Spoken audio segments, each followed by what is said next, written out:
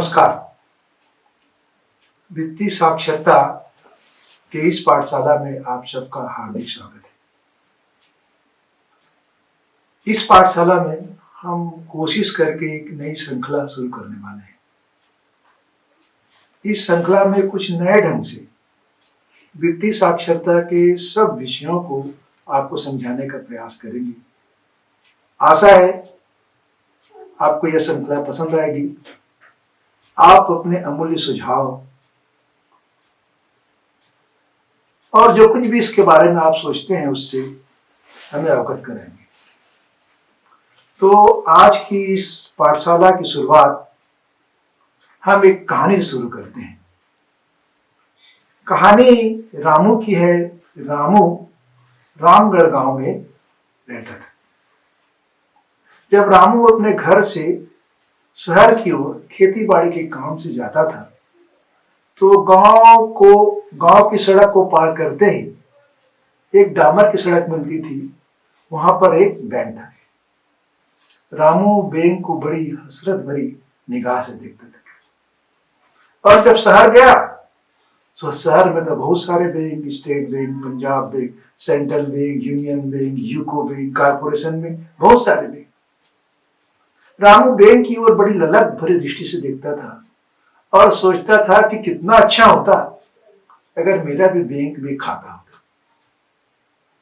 रामू एक दिन अपनी धर्मपत्नी से चर्चा करता है और कहता है कि भाग्यवान, अपन के भी एक बैंक में खाता हो, इसे बड़ा मजा आ जाती। तो पत्नी कहती इसमें कौन सी बड़ी बात है, आप जाइए गांव के मुहाने में बैंक है, वहां खाता खोल लीजिए। रामू एक दिन बन ठन के तैयार होकर अच्छे साफ कपड़े पहन सिर में टोपी लगा मन में यह दृढ़ संकल्प लेकर निकलता है कि आज बैंक से बाहर, घर से बाहर निकलते ही जो बैंक है वहां अपना खाता खोल कर आऊंगा। रामू बैंक के गेट में पहुंच जाता है। बैंक का जो गार्ड है बोलता है भैया कहाँ कहती जावे। रामू कहता है महाराज खाता खोले भरे। गार्ड उसको जाने देता है। रामू बैंक के अंदर पहुंचता है, देखता है कि बहुत सारे काउंटर में बहुत सारे लोग बैठे हैं। सब लोग काम से दबे हुए हैं। किसी को भी ग्राहक की बात सुनने की फुर्सत नहीं है। सब काम में लगे हैं। रामू देखता है काउंटर और भी है। उस काउंटर में एक बोर्ड लगा हुआ है, क्या मैं आपकी सहायता कर सकता हूं। रामू उस काउंटर के पास जाता है तो देखता है लेकिन वहां तो कोई बैठा ही नहीं। तो कोई कैसे सहायता करेगा भाई। आखिर रामू हिम्मत करके काउंटर में जाता है। वहां के साहब से पूछता है। साहब बड़ी मुश्किल से सिर उठाते हैं, बोलते हैं क्या काम है भाई। रामू बोलता है खाता खोले भाई। तो काउंटर वाले साहब बोलते हैं कि भाई पीछे चले जाओ, पीछे वाले साहब आपका खाता खोलेंगे। रामू पीछे वाले साहब के पास चले जाता है। पीछे वाला साहब भी कंप्यूटर में बुरी तरह व्यस्त है। ऐसा लगता है अभी कंप्यूटर में घुस जाएगा। रामू खड़ा रहता है। साहब कंप्यूटर में जूझ रहे हैं। जब कंप्यूटर का काम खत्म हो जाता है तो पूछता है भाई कैसे। रामू कहता है साहब खाता खोल दो। साहब बोलते हैं क्यों खाता खोल रहा है भाई, तो आधार कार्ड लाए, पैन कार्ड लाए। रामू बोलते हो तो लाने हो साहब, तो इसके बिना खाता कैसे खुलेगा भाई, जाओ पहले लेकर आओ। रामू घर चला जाता है। रामू को आधार कार्ड के बारे में तो मालूम है, लेकिन रामू पैन कार्ड के बारे में ठीक से जानता नहीं। तो गांव में सब समस्याओं के समाधान के लिए गांव के सभी लोग गांव के स्कूल के जो मास्टर साहब हैं, जो गुरुजी हैं, उनके पास जाते थे। रामू भी जाके पूछता है मास्टर साहब पैन कार्ड कहाँ होते। तो मास्टर साहब बोलते हैं भाई पैन कार्ड जो इनकम टैक्स का रिटर्न फाइल करते हैं उनके जरूरत की चीज है, परमानेंट अकाउंट नंबर बोलते हैं, लेकिन आपको पैन कार्ड की क्या जरूरत है। रामू बोलता है साहब बैंक में खाता खोले भाई। तो मास्टर साहब बोलते भैया खाता खोलने के लिए पैन कार्ड की क्या जरूरत है। बैंक का तो नियम है कि पैन कार्ड होने कोई जरूरी नहीं है। आप जाइए शाखा में जाइए, एक फॉर्म होता है, घोषणा पत्र होता है, जो पैन कार्ड के एवज में भरना पड़ता है, वो आप भर दीजिए, आपका खाता खुल जाएगा। रामू बोलते ठीक है क्या है साहब, झंझट से बाहर नहीं। रामू फिर घर आता है, अपना आधार कार्ड निकालता है और आधार कार्ड को लेकर फिर बन ठन के उसी साहब के पास चले जाते हैं। साहब फिर कंप्यूटर में व्यस्त हैं। जब कंप्यूटर से खाली होते हैं तो रामू को बोलते हैं भाई कैसे? बोले खाता खोले। बोले साहब दे आधार कार्ड लेके आया और पैन कार्ड। अरे पैन कार्ड तो लागे नहीं साहब, गांव के तो मास्टर साहब कही एक बदला में कि फार्म भर देगा तो पैन कार्ड नहीं लगी। अच्छा चलो ठीक है ठीक है। और उसके बाद साहब उसको एक फॉर्म निकाल के देते हैं। फॉर्म में 4-5 पत्ते होते। रामू को बोलते हैं भैया फॉर्म ले जाओ, भर के इसमें आधार कार्ड की फोटो कॉपी लगा के दे देना और फोटो कॉपी अपने दस्तखत कर देना, यहाँ पर फोटो चिपका देना, एक पासबुक के लिए फोटो ले आना और बैंक में लेके आ जाओ, आपका खाता खोल देंगे। रामू फॉर्म को देता है, बड़ा चक्कर में आते हैं। 4-5 पत्ता के फार्म, अरे बाबा कोने भरी। रामू फिर गाँव लौट जाता है। फिर एक आध दिन के बाद स्कूल जाता है। स्कूल में मास्टर साहब से बोलता है साहब मास्टर साहब जो फार्म है बैंक के भर देगा तो खाता मत खुल जाए। मास्टर साहब बड़ा मेहनत करके फॉर्म को भरते हैं और रामू को देते हैं, जा भैया खाता खोल दे। रामू अपने आधार कार्ड की फोटो कॉपी कराता है, फार्म में अपना फोटो चिपकाता है, एक फोटो लेता है और फिर बैंक में साहब के पास पहुंच जाता है। बोलता है साहब ये ले फार्म, खाता खोल दे। साहब फार्म को चेक करते हैं, देखते हैं आधार कार्ड है, उसमें दस्तखत किया हुआ भी है, एक घोषणा पत्र भी दिया है कि पैन कार्ड की जगह जो घोषणा पत्र लगती है वो रामू ने साइन किया है। साहब बोलते बढ़िया है भैया, तो तेरा खाता खुल जाएगा। ले थोड़े बहुत गलती है उसको हम ठीक कर लेंगे। और फार्म खाता खोलने के फॉर्म में आदेश करके बोलते हैं जाओ सामने काउंटर में 1000 रुपये जमा कर दो। रामू बोलता है साहब 1000 रुपये का बात, तो बोले मेरे पैसा का थोड़ी खाता खुलेगा भाई, खाता खोलना है तो 1000 जमा ही करना पड़ेगा, उसकी मैंने कैसे खाता खोलेगा। रामू बोलते साहब पैसा तो नहीं है। तो पैसा नहीं थे कैसे खाता खुलेगा, जब पैसा लेके आओ फिर खाता खोल लो। रामू फिर उदास हो जाते हैं और खाता खोलने का फार्म लेके घर आ जाते हैं। पत्नी को बोलते हैं भाई बैंक में खाता खोले पर 1000 रुपये लगी, 1000 रुपये तो हम कर रहे नहीं, उसकी पैसा बाजबेट नहीं करे तो कैसे खाता खोलबू।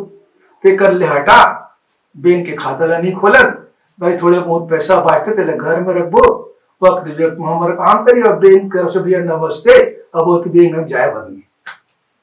इस तरह रामू का जो सपना था, रामू जो ललक भरी दृष्टि से बैंक को देखता था कि बैंक में मेरा एक खाता होना चाहिए, वो सपना उसका खत्म हो गया। अब रामू बैंक की तरफ देखता नहीं, उसको लगता है कि बैंक उसके बस की बात नहीं है, बैंक जाना ही बेकार है। इसके बाद रामू को पता लगता है कि भाई कोई बीमा भी होता है। एक दिन रामू फिर मास्टर साहब के पास चले जाते हैं, बोलते हैं साहब ये बीमा कहाँ होते।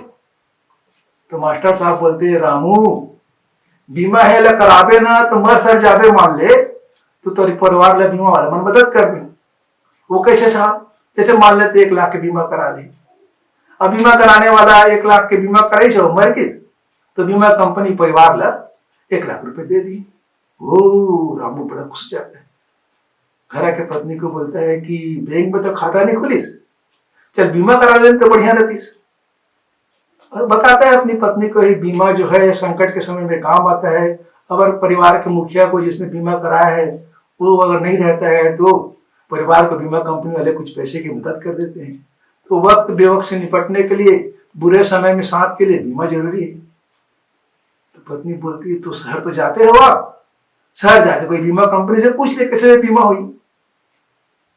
तो रामू एक दिन अपने खेती के काम से जब शहर जाता है तो थोड़ा समय बचा लेता है और बीमा के ऑफिस में चले जाता है। रामू को देखते ही बीमा साहब बोलते रहे आओ भाई आओ बैठो बैठो, कैसे आए। रामू कहता है साहब बीमा कराए बड़े। हो साहब बड़े प्रसन्न हो जाते हैं, बोलते हैं चाय पानी पियोगे भाई, ये चाय ला रामू के लिए। रामू सोचता है बैंक में तो कोई सुने पर तैयार नहीं है, बीमा कंपनी में बीमा करा कैसे, चाय पानी सबकी व्यवस्था करे थे, ये का चक्कर है। रामू बोलते साहब चाय पानी नहीं लगे, चाय पियो में नहीं, और घर से चाय पी के आए हो तो मोर बीमा कर दे। तो बीमा में कैसे कैसे होते तेला बता दे। तो बीमा साहब बोलते हैं बैठो कितना का बीमा कराओगे। इधर मान ले साहब 2 लाख के बीमा कराइए। तो आपका कितना उम्र है? 40 के आसपास। वही साहब तो 40 की उम्र है और 2 लाख का बीमा कराएंगे तो कम से कम लगभग 2-2.5 हजार रुपया हर 3 महीने में जमा करना पड़ेगा। रामू फिर घबरा जाता है, 2-2.5 हजार रुपया हर 3 महीने में, उसकी पैसा कहाँ से आई? तो बोले रहने दे साहब, मैं घर में पूछ के आता हूँ, पूछ के आए के बाद बीमा कराओ। रामू फिर घर आ जाता है। रामू फिर निराश है। रामू फिर अपनी पत्नी को बोलता है, अरे बीमा कराने में 2-2.5 हजार रुपया 3 महीने में लगी। तो भैया ये बीमा बैंक हम छोटे आदमी मन के काम नहीं है। जमन करे पैसे कौड़ी के जुगाड़ नहीं है, जो मन लटपट कमा था के धमा के खाते थोड़े कौन पैसा बचे देते। मन बीमा और बैंक की तरफ देख बेच मत कर। तो भैया दोनों चीज से नमस्ते करिए और ये चक्कर हम नहीं पड़ना है। इस तरह रामू का बैंक में खाता, बीमा सब सपना खत्म हो जाता है। लेकिन रामू भी इस देश का नागरिक है, उसको भी हक है कि जो विकास होता है उस विकास की जो किरण है उस किरण का फायदा उसको ही मिलना चाहिए। ये सब चीजें 15 अगस्त 2014 को जब प्रधानमंत्री जी लाल किले के प्राचीर से जनधन खाते की घोषणा करती है तो रामू का सपना पूरा होने की ओर आगे बढ़ जाता है। तो जनधन खाता क्या है? जनधन खाता वो खाता है जिस खाते में बहुत थोड़े से कागजात से बिना पैसे का आपका बैंक में खाता खुल जाता है। और बैंक में खाता खुलने के साथ साथ प्रधानमंत्री जीवन सुरक्षा बीमा योजना, प्रधानमंत्री जीवन ज्योति बीमा योजना, इस 2 बीमा योजनाओं के लाभ भी मिल जाते हैं। इसीलिए जनधन खाते को बोलते हैं कि मेरा खाता भाग्य विधाता। तो प्रधानमंत्री ने जैसे ही लाल किले के प्राचीर से जनधन खाते की घोषणा कर दी, बैंक के लोगों को निर्देश दे दिया कि भाई गांव गांव, शहर शहर, मोहल्ले मोहल्ले जाओ और लोगों के खाता खोलो। 1 सप्ताह के अंतर्गत 33 करोड़ खाते खुल गए। रामू का भी खाता खुल गया। रामू को जाकर इतना कहना पड़ा कि मेरे पास, मैं रामू हूं और रामपुर के माझापारा में रहता हूं। एक कागज में दस्तखत कर दिया, बिना पैसे का बैंक में खाता खुल गया। 10 रुपए देने से प्रधानमंत्री सुरक्षा बीमा योजना का बीमा हो गया। 330 रुपए देने से प्रधानमंत्री जीवन ज्योति बीमा योजना का बीमा हो गया। अब रामू के पास बैंक का भी खाता है और रामू के पास 2 बीमा योजना है। अगर दुर्घटना से मौत हो गई तो 2 लाख रुपया, साधारण मौत हो गई तो 2 लाख रुपया, और दुर्घटना से अगर मौत हो गई तो दोनों खाते का फायदा मिलकर रामू के परिवार को 4 लाख रुपया मिल सकते हैं। रामू बड़ा प्रसन्न है। रामू को बैंक वाले बोलते हैं, भैया एक पेंशन योजना और लागू हुई है, इसे अटल पेंशन योजना कहते हैं। इसमें भी आप खाता खुला लो। 18 से 40 साल तक के लोग इस योजना के पात्र हैं। आपको उम्र 40 साल है, आपके खाता खुल सकते हैं। रामू पूछते हैं, मैं कहा होते साहब? अरे मैं कहा होते, जब ते 60 साल की उम्र के हो गए तो हाथ पाए काम करे नहीं लगी और कोई कमाए का साधन नहीं रही तो बीमा कंपनी आपला, अटल पेंशन योजना वाला मन आपला, सरकार आपला महीना में 1,000, 2,000, 3,000, 5,000, 1,000 से 5,000 रुपए तक हर महीना पेंशन दी। आराम से बैठे बैठे खावे का, तो मुंह देखना नहीं पड़े। रामू खुश जाता है, वो अटल पेंशन भी खाता खुल लेता है। अब रामू के पास बैंक का बचत खाता है। रामू के पास 2 तरह के बीमा है, एक दुर्घटना, एक सामान्य बीमा, और पेंशन के लिए अटल पेंशन खाता है। रामू का पूरा सपना पूरा हो जाता है। तो दोस्तों, बहनों, भाइयों, अब सवाल पैदा होता है कि ये जो सारी प्रक्रिया है, इस प्रक्रिया में गांव का गरीब से गरीब आदमी, गांव के अंतिम छोर का आदमी बैंकिंग, बीमा और पेंशन की सुविधाएं प्राप्त करता है, उसे क्या कहते हैं? तो उसका जवाब है, इसी को कहते हैं मित्रों वित्तीय समावेशन। वित्तीय समावेशन माने बैंक और वित्तीय संस्थाओं की जो सुविधाएं हैं वो गरीब से गरीब आदमी को, समाज के अंतिम आदमी को उसके खर्च वहन करने की क्षमता के हिसाब से प्रदान करना है। तो आज की पाठशाला हम यही समाप्त करते हैं। कल की पाठशाला में हम वित्तीय साक्षरता के बारे में आपसे चर्चा करेंगे और वित्तीय समावेशन के बाद वित्तीय साक्षरता क्यों जरूरी है और उसके क्या फायदे हैं, इस पर हम विस्तार से चर्चा करेंगे। जय हिंद।